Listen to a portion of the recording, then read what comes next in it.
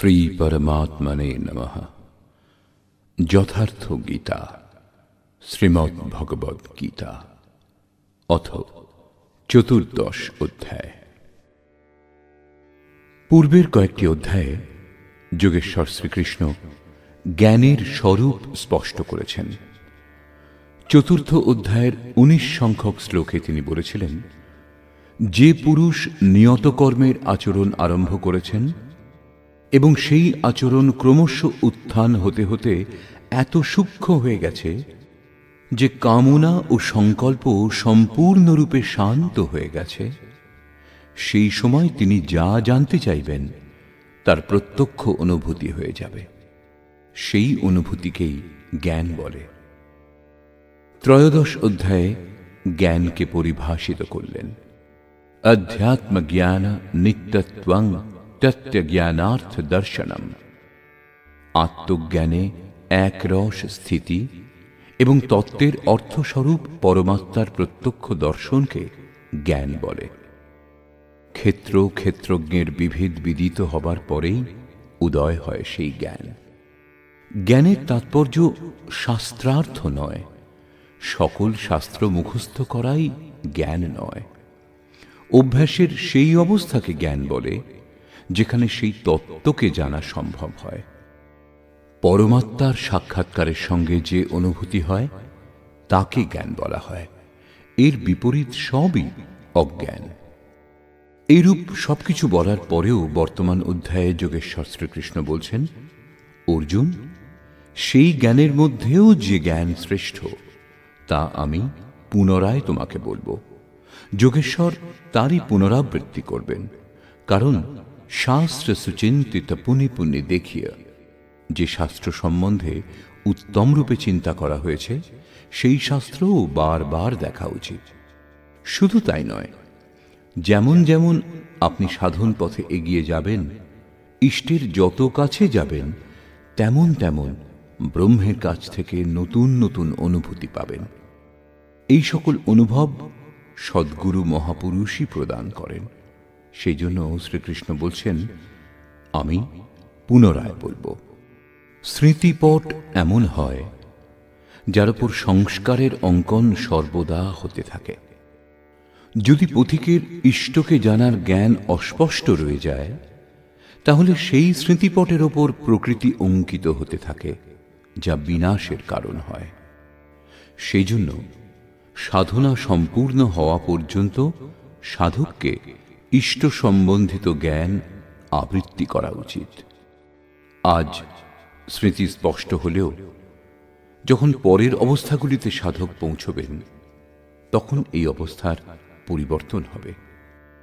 সেই জন্য পূজ্য মহারাজজি বলতেন, ব্রহ্মবিদ্যার চিন্তন প্রতিদিন করবে, এক মালা প্রতিদিন ঘোরাবে, সেই মালা যা চিন্তন দ্বারা ঘোরানো হয়, অন্য কোনো মালা নয়।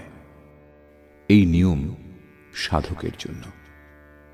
কিন্তু যিনি বাস্তবিক সদ্গুরু, তিনি সতত সেই পথিকের মার্গদর্শন করেন, অন্তরে জাগ্রত হয়ে এবং বাইরে নিজের ক্রিয়াকলাপের দ্বারা তাকে প্রত্যেক অভিনব পরিস্থিতি সম্বন্ধে অবগত করিয়ে দেন। যোগেশ্বর শ্রীকৃষ্ণ মহাপুরুষ ছিলেন, অর্জুন শিষ্যের স্থানে ছিলেন। তিনি শ্রীকৃষ্ণের কাছে প্রার্থনা করেছিলেন যে, ভগবান আমাকে রক্ষা করুন। সেই জন্য যোগেশ্বর শ্রীকৃষ্ণ বললেন, সকল জ্ঞানের মধ্যে অতি উত্তম জ্ঞান আমি পুনরায় তোমাকে বলবো। শ্রী ভগবান উবাচ।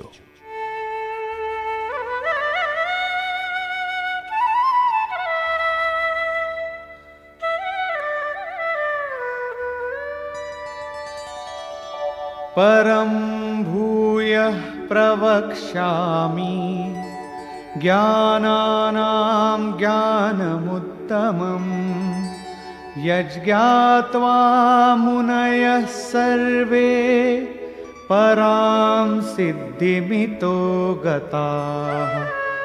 অর্জুন, সকল জ্ঞানের মধ্যে অতি উত্তম জ্ঞান, পরম জ্ঞান আমি পুনরায় তোমাকে বলবো, যা পূর্বেও বলেছেন। যার সম্বন্ধে জানার পর মুনিগণ এই সংসার থেকে মুক্ত হয়ে পরম সিদ্ধি লাভ করেন, যার পর কিছু পাওয়া বাকি থাকে না। ইদং জ্ঞানমুপাশ্রিত্য মম সাধর্ম্যমাগতাঃ সর্গেপি নোপজায়ন্তে প্রলয়ে ন ব্যথন্তি চ। এই জ্ঞান উপাশ্রিত, এই জ্ঞান আশ্রয় করে ক্রিয়ার আচরণ করে সান্নিধ্যে এসে আমার স্বরূপ প্রাপ্ত পুরুষগণ সৃষ্টিকালে পুনরায় জন্মগ্রহণ করেন না এবং প্রলয়কালে অর্থাৎ শরীরান্তের সময় ব্যাকুল হন না, কারণ মহাপুরুষের দেহের মৃত্যু তখনই হয়ে যায় যখন তিনি স্বরূপ লাভ করেন, তারপরে তাঁর দেহ নিবাস স্থান রূপে থাকে। পুনর্জন্মের স্থান কোথায় যেখানে মানুষ জন্মগ্রহণ করে? এই প্রসঙ্গে শ্রীকৃষ্ণ বলছেন,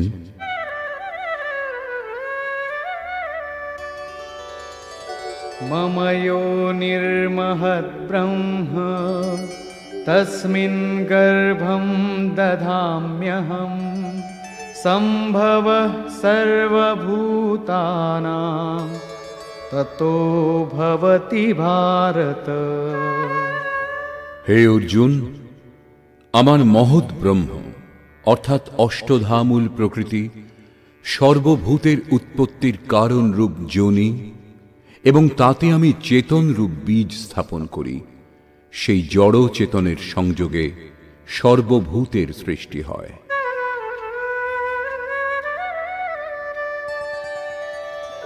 সর্বয়োনিষু কৌন্তেয় মূর্তয়ঃ সম্ভবন্তি ইয়াঃ তাসাং ব্রহ্মমহদ্যোনিঃ অহং বীজপ্রদঃ পিতা।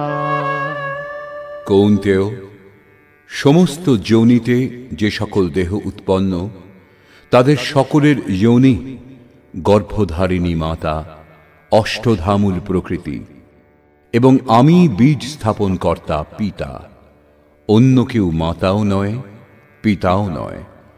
যতক্ষণ জড় চেতনের সংযোগ হবে জন্ম হতেই থাকবে, নিমিত্ত কেউ না কেউ হবেই।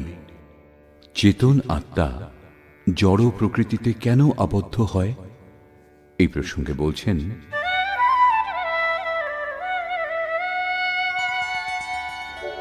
সত্ত্বং রজস্তম ইতি গুণাঃ প্রকৃতি সম্ভবাঃ নিবধ্নন্তি মহাবাহো দেহে দেহিনমব্যয়ম।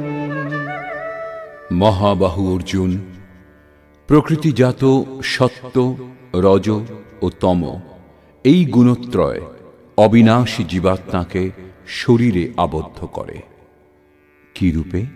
তত্র সত্ত্বং নির্মলত্বাৎ প্রকাশকমনাময়ম সুখসঙ্গেন বধ্নাতি জ্ঞানসঙ্গেন চানঘ। নিষ্পাপ অর্জুন, এই গুণত্রয়ের মধ্যে সত্ত্বগুণ নির্বিকার, নির্মলত্বাৎ নির্মল, সেই জন্য সুখ এবং জ্ঞানের আসক্তি দ্বারা আত্মাকে শরীরে আবদ্ধ করে। সত্ত্বগুণ বন্ধনী, পার্থক্য এতটাই, সুখ কেবল পরমাত্মার মধ্যেই পাওয়া যায় এবং জ্ঞান সাক্ষাৎকারকে বলে। সত্ত্বগুণী ততক্ষণ আবদ্ধ যতক্ষণ পরমাত্মার সাক্ষাৎকার না হয়।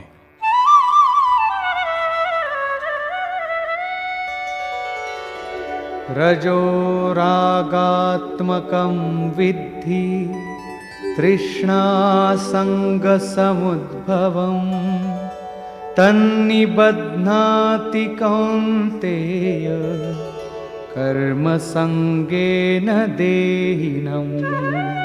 হে অর্জুন, রজোগুণ রাগাত্মক, একে তুমি কর্মসঙ্গেন কামনা ও আসক্তি থেকে উৎপন্ন জানবে। রজোগুণ জীবাত্মাকে কর্ম ও তার ফলের আসক্তি দ্বারা আবদ্ধ করে। এই গুণ কর্মে প্রবৃত্তি প্রদান করে। তমস্ত্বং জ্ঞানজং বিদ্ধি মোহনং সর্বদেহিনাং প্রমাদালস্য নিদ্রাভিঃ তন্নিবধ্নাতি ভারত। অর্জুন, তমগুণ সকল দেহধারীগণকে মোহমুগ্ধ করে। একে তুমি অজ্ঞান থেকে উৎপন্ন জানবে। এই গুণ আত্মাকে প্রমাদ অর্থাৎ ব্যর্থ চেষ্টা, আলস্য যে কালকে করা হবে এবং নিদ্রা দ্বারা বদ্ধ করে। নিদ্রার অর্থ এই নয় যে তমগুণী বেশি ঘুমোয়, দেহ শয়ন করে, এইরূপ নয়। ইয়া নিশা সর্বভূতানাম তস্যাম জাগর্তি সংযমী। এই জগৎ রাত্রিরূপ। তমগুণী ব্যক্তি এই জগৎরূপ রাত্রিতে দিবারাত্রি ব্যস্ত থাকে, প্রকাশ স্বরূপের দিক থেকে অচেতন থাকে। তমগুণী নিদ্রা একেই বলে। যিনি এর মধ্যে আবদ্ধ তিনিই নিদ্রিত। এখন গুণত্রয়ের বন্ধনের সামূহিক স্বরূপ বলছেন। সত্ত্বং সুখে সঞ্জয়তি রজঃ কর্মণি ভারত জ্ঞানমাবৃত্য তু তমঃ প্রমাদে সঞ্জয়ত্যুত।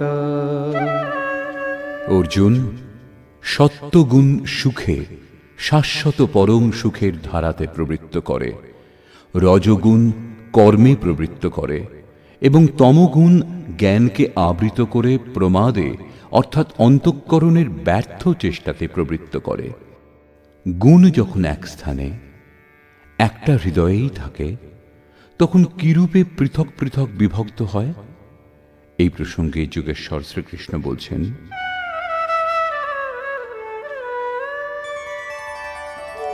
রজস্তমশ্চাভিভূয় সত্ত্বং ভবতি ভারত রজঃ সত্ত্বং তমশ্চৈব তমঃ সত্ত্বং রজস্তথা। হে অর্জুন, সত্ত্বগুণ রজ ও তমগুণকে অভিভূত করে প্রবল হয়, সেইরূপ রজগুণ সত্ত্ব ও তমগুণকে অভিভূত করে প্রবল হয়। এইরূপ তমগুণ সত্ত্ব ও রজগুণকে অভিভূত করে প্রবল হয়। কিরূপে জানা যাবে যে কখন কোন গুণটি অধিক সক্রিয়? সর্বদ্বারেষু দেহেস্মিন প্রকাশ উপজায়তে জ্ঞানম যদা তদা বিদ্যাৎ বিবৃদ্ধম সত্ত্বমিত্যুত।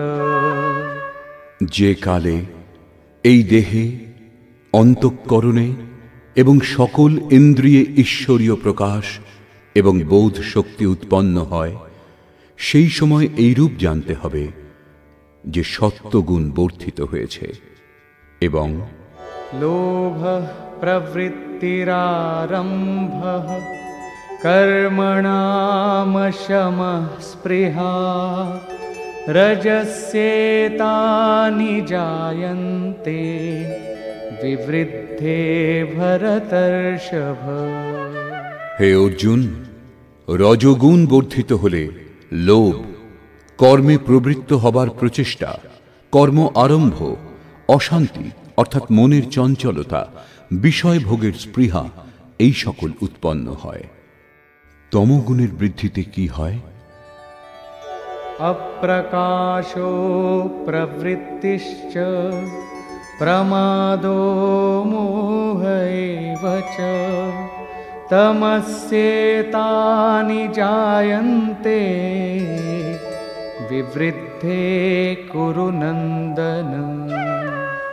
অর্জুন, তমগুণ বৃদ্ধি পেলে অপ্রকাশ, প্রকাশ পরমাত্মার দ্যোতক, ঈশ্বরীয় প্রকাশের দিকে না এগোনোর স্বভাব, কার্যম কর্ম, যা করণীয় প্রক্রিয়া, তাতে প্রবৃত্তির অভাব, অন্তঃকরণে ব্যর্থ চেষ্টা সকলের প্রবাহ এবং সংসারে বিমুগ্ধ করে যে প্রবৃত্তিগুলি, এই সমস্ত উৎপন্ন হয়।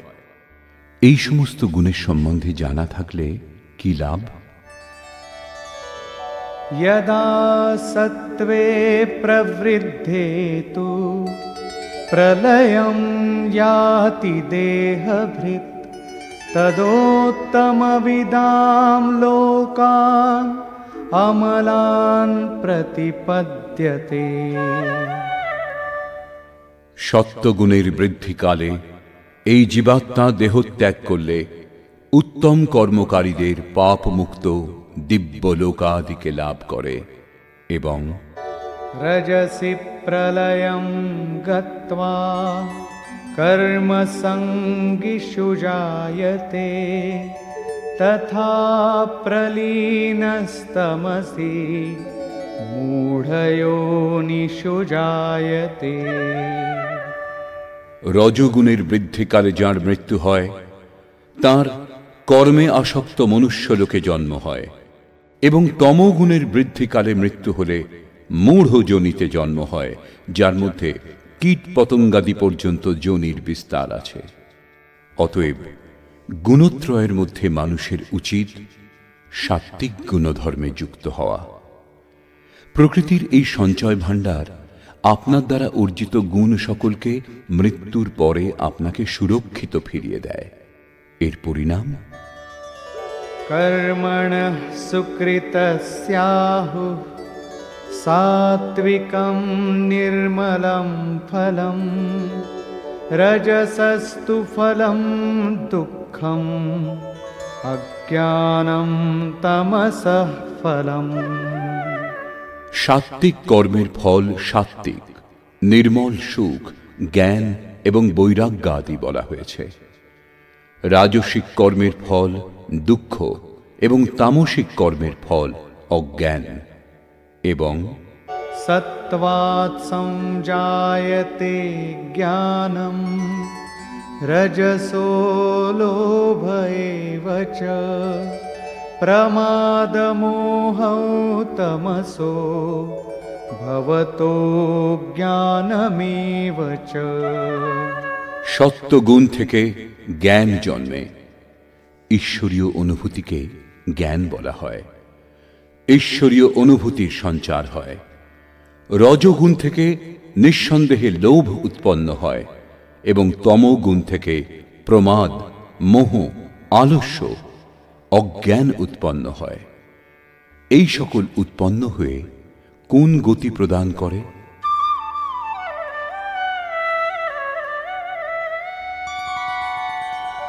ऊर्ध्वं गच्छन्ति सत्त्वस्था मध्ये तिष्ठन्ति राजसाः जघन्यगुणवृत्तिस्था अधो गच्छन्ति तामसाः।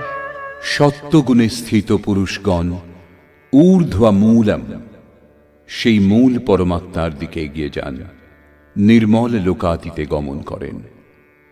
রজগুণে স্থিত রাজসিক ব্যক্তিগণ মধ্যম শ্রেণীর মানুষ হয়, যাদের সাত্ত্বিকম বিবেক বৈরাগ্য থাকে না এবং অধম কীটপতঙ্গ যোনিগুলিতেও জন্ম হয় না, পরন্তু পুনর্জন্ম প্রাপ্ত হয়। এবং নিন্দিত তমগুণে প্রবৃত্ত তামসিক ব্যক্তিগণ অধোগতি অর্থাৎ পশু পক্ষী কীট পতঙ্গাদি অধম যোনিতে জন্মগ্রহণ করে। এই রূপে ত্রিগুণই কোনো না কোনো রূপ যোনির কারণ। যারা এই গুণত্রয় অতিক্রম করেন তারা জন্মবন্ধন থেকে মুক্ত হন এবং আমার স্বরূপ লাভ করেন। এই প্রসঙ্গে বলছেন,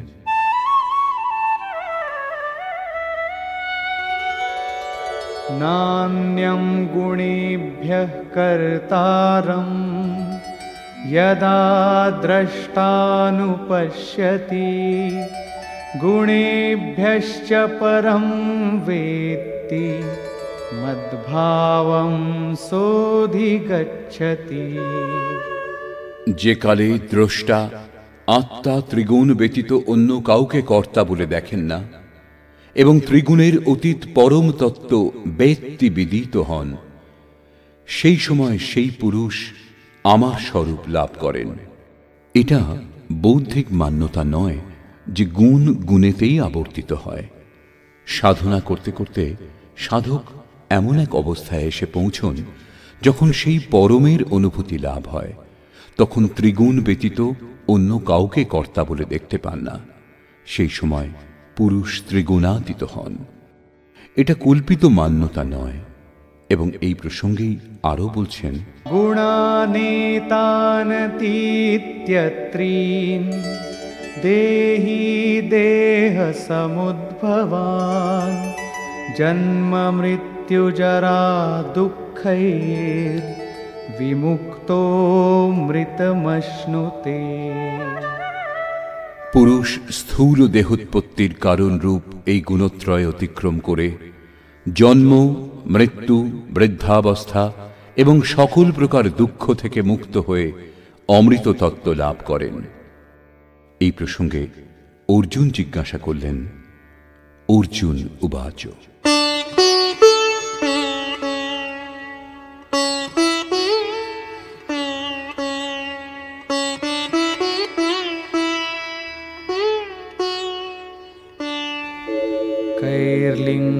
कैर्लिङ्गैस्त्रीन् गुणानेता अतीतो भवति प्रभो किमाचारः कथं चैतान् स्त्रीन् गुणानतिवर्तते।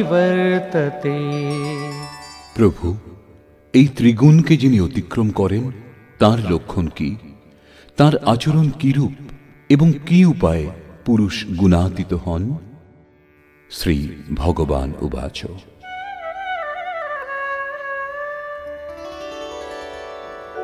প্রকাশং চ প্রবৃত্তিং চ মোহমেব চ পাণ্ডব ন দ্বেষ্টি সম্প্রবৃত্তানি ন নিবৃত্তানি কাঙ্ক্ষতি। অর্জুনের এই তিনটি প্রশ্নের উত্তর দিয়ে যোগেশ্বর শ্রীকৃষ্ণ বললেন, অর্জুন, যিনি সত্ত্বগুণের কার্য ঈশ্বরীয় প্রকাশ, রজগুণের কার্য প্রবৃত্তি এবং তমগুণের কার্য মোহে প্রবৃত্তি হলে দেশ করেন না এবং নিবৃত্ত হলে সেই সকলের আকাঙ্ক্ষাও করেন না, এবং উদাসীনবদাসীনো গুণৈর্যো ন বিচাল্যতে গুণাবর্তন্ত ইত্যেব যোবতিষ্ঠতি নেঙ্গতে। এইরূপ উদাসীনের সদৃশ স্থিত যিনি, তিনি গুণ সমূহ দ্বারা বিচলিত হন না। গুণ সকল গুণে প্রবৃত্ত এইরূপ জেনে সেই অবস্থা থেকে সরে যান না, তখন তিনি গুণাতীত।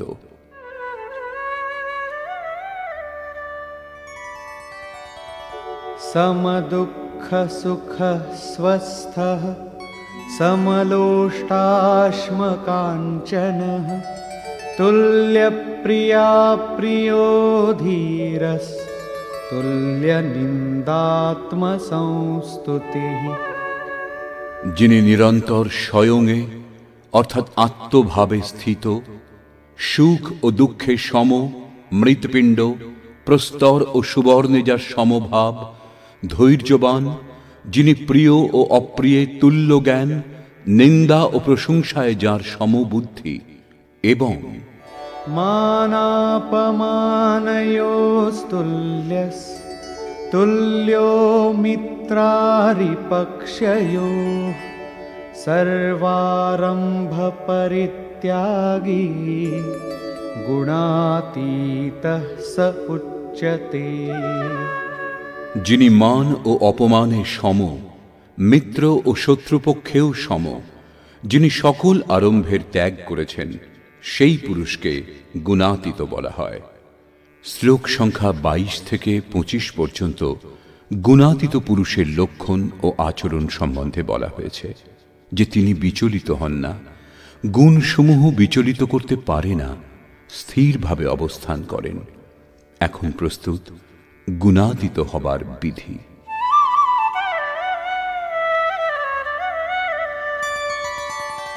मां च यो व्यभिचारेण भक्तियोगेन सेवते सगुणान् समतीत्यैतान्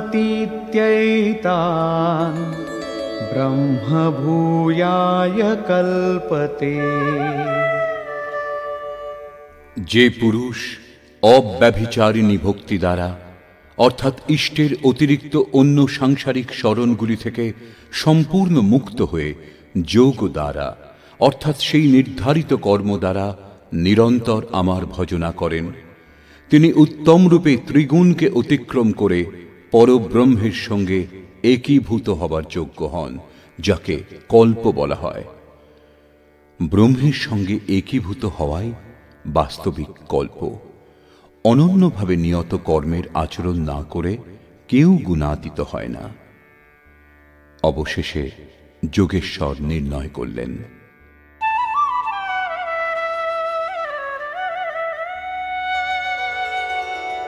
ब्रह्मणो हि प्रतिष्ठाहम् अमृतस्याव्ययस्य च शाश्वतस्य च धर्मस्य सुखस्यैकान्तिकस्य च। হে অর্জুন, সেই অবিনাশী ব্রহ্মের যার সঙ্গে তিনি কল্প করেন, যার মধ্যে তিনি গুণাতীত একইভাবে স্থিত হন, অমৃতের, শাশ্বত ধর্মের এবং সেই অখণ্ড এক রস আনন্দের আমি আশ্রয়, অর্থাৎ পরমাত্মস্থিত সদ্গুরুই এদের সকলের আশ্রয়। শ্রীকৃষ্ণ যোগেশ্বর ছিলেন। এখন যদি আপনি অব্যক্ত, অবিনাশী, ব্রহ্ম, শাশ্বত ধর্ম, অখণ্ড এক রস আনন্দ পেতে চান, তাহলে কোনো তত্ত্বস্থিত, অব্যক্তস্থিত মহাপুরুষের আশ্রয়ে যান।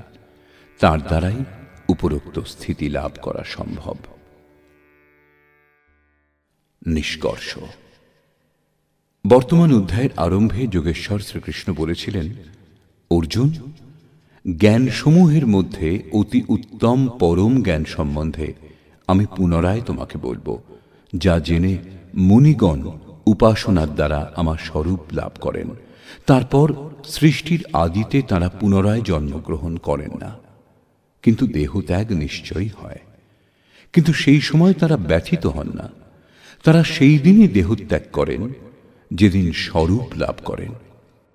প্রাপ্তি জীবিত অবস্থাতেই হয়, কিন্তু দেহান্তের সময়ও তারা ব্যথিত হন না। প্রকৃতিজাত সত্য, রজ ও তম এই তিনটি গুণই জীবাত্মাকে দেহে আবদ্ধ করে। দুটি গুণকে অভিভূত করে তৃতীয় গুণের বৃদ্ধি সম্ভব। গুণ পরিবর্তনশীল। প্রকৃতি অনাদি, এর বিনাশ হয় না, পরন্তু ত্রিগুণের প্রভাব এড়ানো যেতে পারে। গুণ মনের ওপর প্রভাব বিস্তার করে। সত্যগুণের বৃদ্ধিকালে ঈশ্বরীয় প্রকাশ ও বোধ শক্তি জাগে। রজগুণ রাগাত্মক, সেই সময় কর্মের প্রতি লোভ, আসক্তি এই সমস্ত উৎপন্ন হয়। এবং অন্তঃকরণে তমগুণ কার্যরূপ নিলে আলস্য, প্রমাদ ঘিরে ফেলে। সত্যগুণের বৃদ্ধিকালে মৃত্যু হলে পুরুষ শ্রেষ্ঠ নির্মল লোকাদিতে জন্মগ্রহণ করে। রজগুণের বৃদ্ধিকালে মৃত্যু হলে মানুষ মানব যোনিতে উৎপন্ন হয়, এবং তমগুণের বৃদ্ধিকালে মানুষ দেহত্যাগ করলে পশু, কীট, পতঙ্গ ইত্যাদি অধম যোনিতে উৎপন্ন হয়। সেই জন্য মানুষের ক্রমশ উন্নত সাত্ত্বিক গুণের দিকে এগোনো উচিত। বস্তুত এই ত্রিগুণই কোনো না কোনো যোনির কারণ। এই গুণই আত্মাকে দেহে আবদ্ধ করে। সেই জন্য গুণাতীত হওয়া উচিত। মুক্ত পুরুষ যে গুণত্রয় থেকে মুক্ত হন তার স্বরূপ বলবার পর যোগেশ্বর বললেন, অষ্টধামূল প্রকৃতি গর্ভধারিণী মাতা এবং আমি বীজরূপ পিতা, অন্য কেউ মাতা অথবা পিতা নয়। যতক্ষণ এই ক্রম চলবে ততক্ষণ চরাচর জগতে নিমিত্ত রূপে কেউ না কেউ মাতা পিতা হতেই থাকবে, কিন্তু বস্তুত প্রকৃতি মাতা এবং আমি পিতা। এই প্রসঙ্গে অর্জুন 3টি প্রশ্ন করেছেন। গুণাতীত পুরুষের লক্ষণ কি? কিরূপ আচরণ হয়? কোন উপায়ে মানুষ এই ত্রিগুণের অতীত হন? এইরূপ যোগেশ্বর শ্রীকৃষ্ণ গুণাতীত পুরুষের লক্ষণ এবং আচরণ বললেন, এবং শেষে গুণাতীত হবার উপায়ও বললেন। যে পুরুষ অব্যভিচারিণী ভক্তি ও যোগ দ্বারা নিরন্তর আমার ভজনা করেন তিনি ত্রিগুণাতীত হন। অন্য কারো চিন্তা না করে নিরন্তর ইষ্টের চিন্তা করা অব্যভিচারিণী ভক্তি। যিনি সংসারের সংযোগ বিয়োগ থেকে সর্বথা মুক্ত, তারই নাম যোগ। তাকে কার্যরূপে অনুষ্ঠিত করার নাম কর্ম। যজ্ঞ যার দ্বারা সম্পন্ন হয় সেই ক্রিয়াকর্ম। অব্যভিচারিণী ভক্তি দ্বারা সেই নিয়ত কর্মের আচরণ দ্বারাই পুরুষ ত্রিগুণাতীত হন এবং অতীত হয়ে পুরুষ ব্রহ্মে একীভূত এবং পূর্ণকল্প প্রাপ্ত করার যোগ্য হন। গুণ যে মনের ওপর প্রভাব বিস্তার করে তা বিলয় হবার সঙ্গে সঙ্গেই ব্রহ্মে একীভূত হওয়া সম্ভব। একেই বাস্তবিক কল্প বলে। অতএব ভজন না করে কেউ গুণাতীত হতে পারেন না। অবশেষে যোগেশ্বর নির্ণয় করলেন যে সেই গুণাতীত পুরুষ যে ব্রহ্মের সঙ্গে একইভাবে স্থিত হন সেই ব্রহ্মের অমৃত তত্ত্বের, শাশ্বত ধর্মের এবং অখণ্ড এক রস আনন্দের আমি আশ্রয়, অর্থাৎ প্রধান কর্তা। এখন শ্রীকৃষ্ণ বর্তমানে নেই। এখন সেই আশ্রয় চলে গেছে। বড় সংশয়ের বিষয়, সেই আশ্রয় এখন কোথায় পাওয়া যাবে? কিন্তু না, শ্রীকৃষ্ণ নিজের পরিচয় দিয়েছেন। তিনি যোগী ছিলেন, স্বরূপস্থ মহাপুরুষ ছিলেন। শিষ্যস্তেহম সাধি মাম ত্বাম প্রপন্নম। অর্জুন বলেছিলেন, আমি আপনার শিষ্য, আপনার শরণাগত, আমাকে রক্ষা করুন। শ্রীকৃষ্ণ কয়েকবারই নিজের পরিচয় দিয়েছেন, স্থিতপ্রজ্ঞ মহাপুরুষের লক্ষণ বলেছেন এবং তাদের সঙ্গে নিজের তুলনা করেছেন। অতএব স্পষ্ট হল শ্রীকৃষ্ণ মহাত্মা যোগী ছিলেন। এখন আপনি যদি অখণ্ড একরস আনন্দ, শাশ্বত ধর্ম অথবা অমৃত তত্ত্ব লাভের ইচ্ছুক, তাহলে এই সকল প্রাপ্তির স্রোত একমাত্র সদ্গুরু। কেবল শাস্ত্র অধ্যয়ন দ্বারা এ সকল লাভ করা অসম্ভব। যখন সেই মহাপুরুষ আত্মা থেকে অভিন্ন হয়ে রথী হয়ে যান, তখন ধীরে ধীরে অনুরাগীকে সঞ্চালিত করতে করতে তার স্বরূপ পর্যন্ত, যাতে তিনি স্বয়ং প্রতিষ্ঠিত, পৌঁছিয়ে দেন। মহাপুরুষই একমাত্র মাধ্যম। এইরূপ যোগেশ্বর শ্রীকৃষ্ণ নিজেকে সকলের আশ্রয় বলে এই 14 অধ্যায় সমাপ্ত করলেন, যাতে গুণসমূহের বর্ণনা বিস্তারপূর্বক করা হয়েছে। অতএব